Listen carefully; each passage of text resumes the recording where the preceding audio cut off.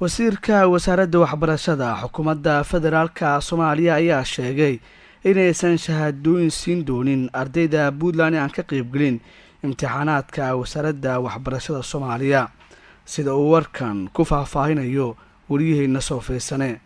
Cabdullaahi Goodax Barre waxa uu tilmaamay in Puntland ay dhowr jeer ka wada hadleen arrintan hase ahaatee ay ku adkeysanayaan inaysan ka qaybgeli doonin imtixaanka dowladda federaalka ah ee ay qaadayso wasaaradda waxbarashada. Wasiirka waxbarashada ayaa waxa uu sheegay in tallaabadaasi ay horseeday in wasaaradda waxbarashada ay go'aansato wax shahaadaa inaysan siin ardayda dhammaystay dugsiyada sare sanad dugsiyeedkii haatan la soo dhaafay. waxaan ku kala aragti duwanaanay muxuu ahaa imtixaanka fasalka 12aad gelitaankiisa. Puntland positionkooda aragtidoodu waxa weeye inay yiraahdaan imtixaanka annaga qaadanayno wasaaradda muxuu ahaa waxbarashada dhexe muxuu ahaa oo imtixaanka agaasinto ma rabno inay aan wax la wadaagno inaan macluumaadka ardayga u sheegno annaga waxaan isagaasimayno qofkii aan niraahno waa baasi shahaado siiye annagana waxaan niri kaas macquul maaha marka in ay iyagu ismaamulaan wax oon annaguna kaliya noqonaa rubber stamp oo shahaado kaliya bixiyo macquul maaha in aan muxuu ahaa Puntland shahaado siino aysan shaqaysan lamida midkii shaqaystay iyadana fair maaha wax badan aan isla soo marnay wax badan oo offer gareynay xataa inay iyagu agaasimaan laakiin annagu aan supervise gareyno ma ogol. wasiirka wasaaradda waxbarashada Soomaaliya oo wareysi gaar ah siinaya laanta afka Soomaaliga ee BBC-da ayaa waxa uu ugu baaqay maamulka Puntland in ardaydiisu ay ka qayb galaan imtixaanka dowladda ama ay isku tashadaan sida uu hadalka u dhigay oo aysan wax shahaada u soo doonan wasaaradda waxbarashada Soomaaliya. hallo meelin Puntland ay sheekadu agtaala inay ummadda Soomaaliyeed la mid noqdaan oo imtixaanka la galaan oo shahaadada ay qaataan la qaataan haddii iyagu ay aaminsan yihiin in muxuu ahaa ka quality fiican kuwa kale hadee bundayaashu waaweyn ay qaadanayaan waxay ka walwadaan ma jirto laakiin marka aad shahaado suurku waa inaad shaahid ka noqotay waxaadan hubin oodan ogeyn mana samayn karna xaqiiqdii waa in imtixaankaas ay galaan ama ay isku filnaadaan shahaado soo raadsan wax ka dhaxeeya lama. maamulka Puntland ayaa horay waxa ay ugu eedeeyeen dowladda federaalka Soomaaliya in ay markaasi diiday wasaaradda waxbarashada gaar ahaan shahaadooyinkii ay siinaysay ardayda maamulkaasi. hadalka wasiirka ee haatan ayaa dab ku sii shidaya khilaafka waxbarashada ee ka dhaxeeya maamulka Puntland iyo dowladda federaaliga ah ee Soomaaliya. madaxda qaranka ayaa waxa ay ka tacsiyeeyeen geeridii ku timid Allaha u naxariistay fanaankii weynaa ee Daawud Cali Masxaf oo saacadii la soo dhaafay ku geeriyooday Jigjiga. warka soo baxay dowladda federaalka waxa soo koobaysa Faadimo Cabduqaadir Xasan. Allaha u naxariistay waxa magaalada Jigjiga ee dowlad deegaanka Soomaalida Itoobiya ku geeriyooday fanaankii Soomaaliyeed Daawud Cali Masxaf oo muddooyinkii u dambeeyay ku xanuunsanayay dalka Itoobiya iyadoona qaar ka mid ah madaxda dowladda federaalka Soomaaliya oo ugu horeeyay ra'iisul wasaaraha dalka ay ka tacsiyeeyeen geeridaas ku timid fanaanka. waxaan tacsi u dirayaa ayuu yiri ra'iisul wasaaraha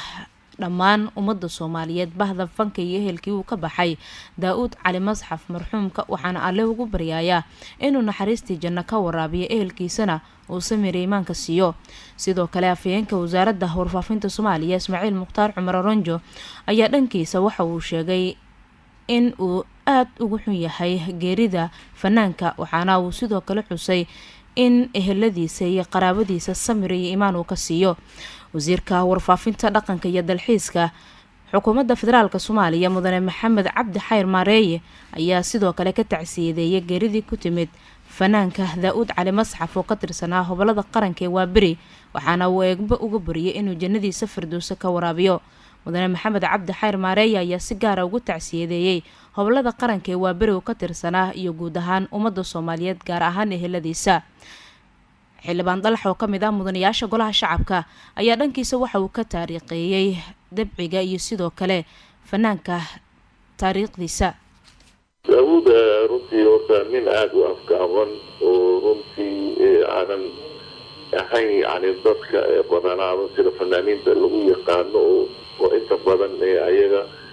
dadka maaragtay aada maaragtay u dhexdal badan ama u sheeka badan ama badanaaba ay ku yaqaanaan badanaaba hadal tiro laakiinna waa nin wuxuu ahaa urursan oo afgaaban oo dadkuna aada u ixtiraama haddana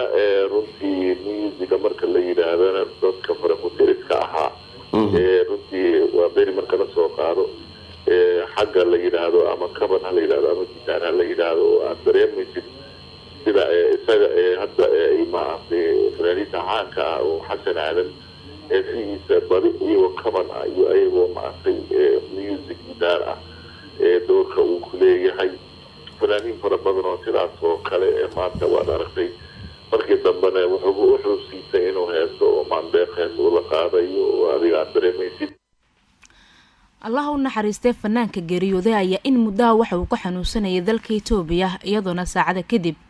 uu ku geeriyooday magaalada Jigjiga ee dowlad deegaanka Soomaalida Itoobiya. mahadsanid Faadoma. faahfaahino dheeraad ah ayaa ka soo baxaya aabe wiilkiisa ku gowracay gudaha degmada Jowhar ee xarunta gobolka Shabeellaha Dhexe. dhacadan ayaa saaka si aad ah looga hadal hayaa gudaha magaaladaasi oo magaalo madax u ah caasimada dowlad goboleedka Soomaaliyeed ee Hirshabeelle. wararkii ugu dambeeyay dhacdaasi waxaa la socday oo soo koobaya wariyaha Shabeelle Mahad Mutawakkil. waxay ahayd dhacdo dadka degan magaalada Jowhar xarunta gobolka Shabeellaha Dhexe ay aad ula yaabeen kadib markii mar qura ay maqleen in aabba lagu magacaabo Cumar Ibraahim la sheegay inuu bireeyay ama gowracay wiilkiisa oo lagu magacaabi jiray Ibraahim Cumar Ibraahim. si sax ah looma oga waxa sababay in wiilka la gowraco balse ehelada wiilka ayaa sheegay maalmihii dambe ay soo noqnoqdeen muran u dhaxeeyay isaga iyo aabihii taasoo ugu dambeyn sababtay in xalay uu gowraco wiilkiisa. dadka deegaanka ciidamo ka tirsan kuwa ammaanka ayaa xalay siyaabo kala duwan u soo gaaray hoyga dhacdadan ay ka dhacday balse saakay ayaa lagu wadaa in lagu aaso magaalada Jowhar ee xarunta gobolka Shabeellaha Dhexe marxuum Ibraahim Cumar Ibraahim kaasoo xalay abihiisu ku gowracay magaalada Jowhar. dhibaatooyinkan marka qaar way ka dhacaan deegaanada Soomaalida.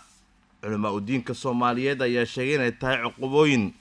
iyo anfooyin balse loo baahan yahay in ummadda Soomaaliyeed xilligan ay ka feejignaadaan dhibaatooyinka isku geysanayaan si gaar ah dadka ehelada. mararka qaar geyiga Soomaaliya waxaa ka dhaca in aabbe uu dilo carruurtiisa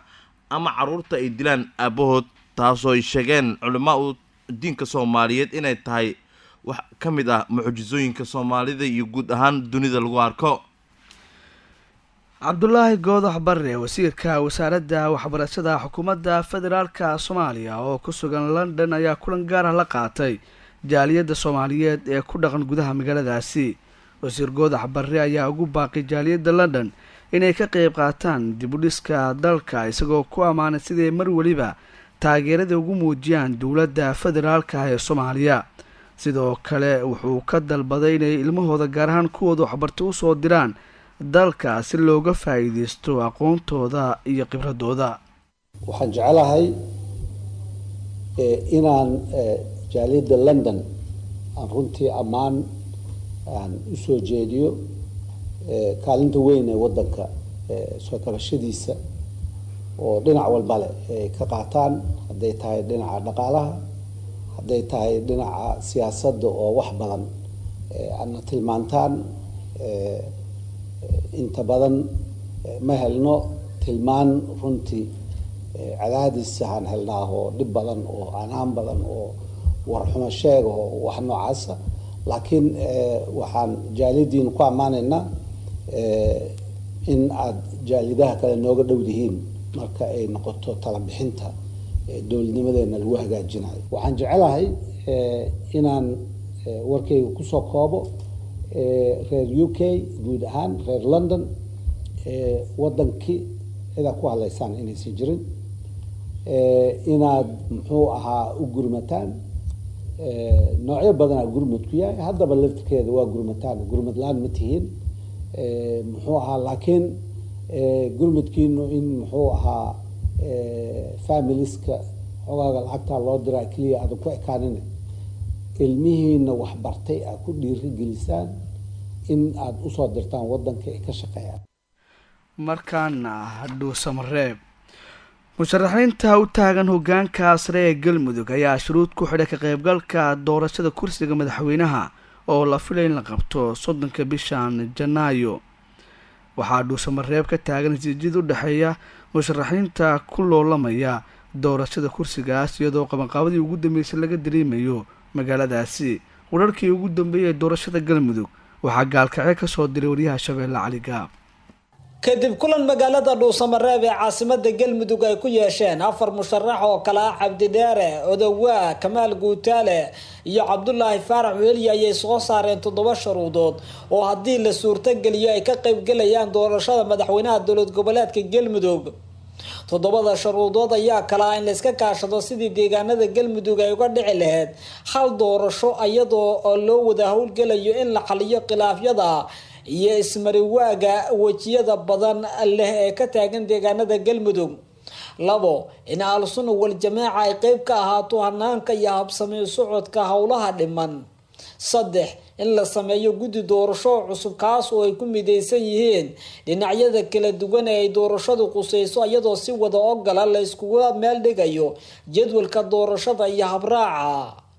4 in guddoonka baarlamaanka galmudug ay suurto galiyaan hanaan xildhibaanada golaha wakiilada galmudug ay musharaxiinta kula kulmayaan si xor ah iyadoo xildhibaanadu aysan ka baqayn cadaadis iyo cagajugleyn waxay musharaxiintu ugu yeereen.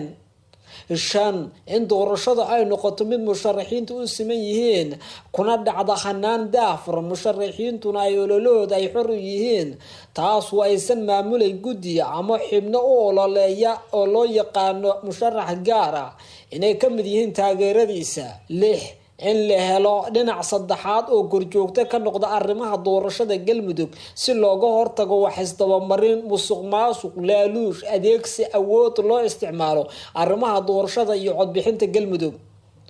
7 musharaxiintani waxay doorashada kaga qayb galayaan haddii oo la helo kaliya qodobada ay sare ku soo xuseen iyagoo sheegay inay si wadajir u saxiixeen inaysan ka qayb galayn doorashada haddii aan la fulin qodobada ay miiska soo saareen ee ku saabsan inay ka qayb galaan doorashada madaxweynaha iyo madaxweyne ku-xigeenka galmudug ee magaalada dhuusamareeb ka dhacaysa. kulankan ay ku yeesheen musharaxiintu ayaa noqonaya kii labaad oo ay war si wadajir uga soo saaraan arrimaha galmudug ayagoo kala horeetana dalbaday in waqti dheeraada doorashada lagu daro. Cali Xasan Barqadle Cali Gaab, wararka Shabeelle, galmudug. madaxweynaha maamulka Puntland oo magaalada Nairobi ku sugan ayaa kulamo waxa uu la qaatay xubno ka tirsan beesha caalamka iyo sidoo kale wakiilkayga u qaabilsan arrimaha Soomaaliya oo asna ku sugan magaaladaasi Nairobi. waxyaabihii laga wada hadlay waxaa la socday oo soo koobaya wariyaheena Jaamac Maxamed Saalax Kadiye. madaxweynaha dowlad goboleedka Puntland mudane Siciid Cabdullaahi Deni ayaa kulan kula qaatay magaalada Nairobi ee dalka Kenya wakiilka urur goboleedka IGAD ee Soomaaliya mudane Maxamed Cali Guyo. mudane Deni iyo wakiilka urur goboleedka IGAD ee Soomaaliya mudane Maxamed ayaa kulankaasi waxa ay uga wada hadleen xaaladda guud ee Soomaaliya, wada shaqaynta IGAD iyo Puntland, mashaariicda horumarineed ee IGAD ka taageerto Puntland sida amniga, dhaqaalaha iyo arrimaha bulshada. dhanka kale madaxweynaha maamulka Puntland mudane Siciid Cabdullaahi Deni ayaa magaalada Nairobi kula kulmay safiirka dowladda Faransiiska u qaabilsan wadamada Soomaaliya iyo Kenya Ambassador Alin Caster Maneger. kulanka oo ay ka qayb galeen qonsulka safaaradda Faransiiska u qaabilsan arrimaha Soomaaliya Emmanuel Dacron Halim iyo mas'uuliyiin ka tirsan maamulka Puntland. waxaa looga hadlay xaaladda guud ee Soomaaliya, siyaasadda iyo amniga iyo mashaariicda ay ka fuliso Puntland. sidoo kale madaxweyne Deni ayaa kulamo la qaatay qaar ka tirsan xildhibaanada baarlamaanka Kenya iyo madaxweynaha Jubbaland Axmed Madoobe, iyadoona kulankaasi uu ka qayb ahaa gudoomiyaha degmada Garissa Cali Bunow Qorane. mas-uuliyiintaasi ayaa waxa ay ku arinsadeen arrimo dhowr ah sida siyaasadda, amniga iyo xiriirka diblomaasiyadeed ee Puntland iyo Kenya. maalmihii u dambeeyay madaxweynaha dowlad goboleedka Puntland ayaa Siciid Cabdullaahi Deni ayaa kulamo siyaasadeed ka waday magaalada Boosaaso ee xarunta ganacsiga ee gobolka Bari, waxaana kulamadaasi qayb ka ahaa madaxweynaha Jubbaland. aad baad u mahadsantahay jaamac kadiye weli waxaad la socotaan warkaas waxnimo idaacadda shabeelle ee muqdisho goordhow wararka dibadda ayaan aadi doonaa balse markaan maraykanka ayaa baaraya weerar ay al-shabaab dhowaan ku qaadeen saldhiguu ku leeyahay gudaha dalka kenya kaas uu khasaare kasoo gaaray ciidamo maraykan iyo sidoo kale kuwa kenya ku wada sugnaa saldhigaas oo ku yaala laamu mahad maxamed cabdulle ayaa ka waramaya war-saxaafadeed ka soo baxay taliska africom ee maraykanka ayaa lagu sheegay in xukuumadda washington ay baarayso weerar khasaare geystay oo al-shabaab horraantii bishan ay ku qaadeen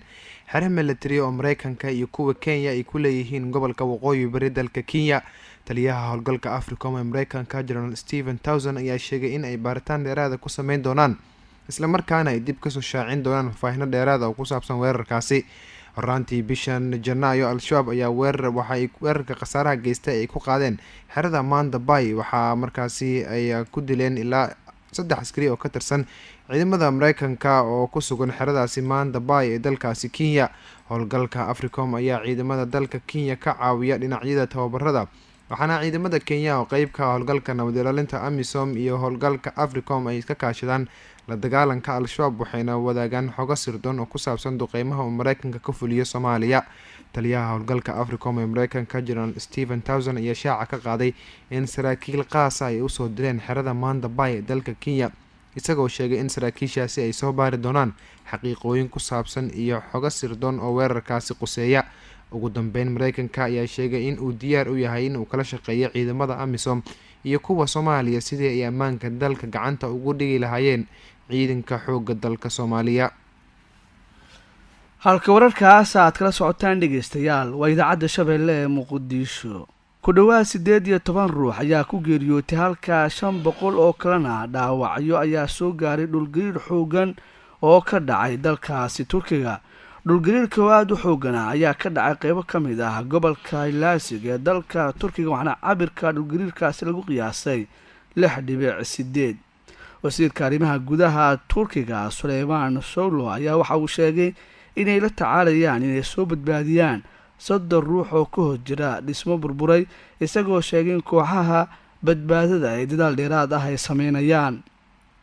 sidoo kale dhulgariirka ayaa laga dareemay magaalooyinka samsun iyo adan ee dalka turkiga iyo sidoo kale qeybo ka mid ah dalalka ciraaq iyo suuriya sanadkii 2010 isla gobolkan uu dhulgariirka ka dhacay ayaa waxaa ku dhuftay dhulgariir aada u xoogan oo ku geeriyoodeen ilaa iyo 53 ruux halka tirintaasi ka badanna ay dhaawacyo ka soo gaadheen dhulgariirkaasi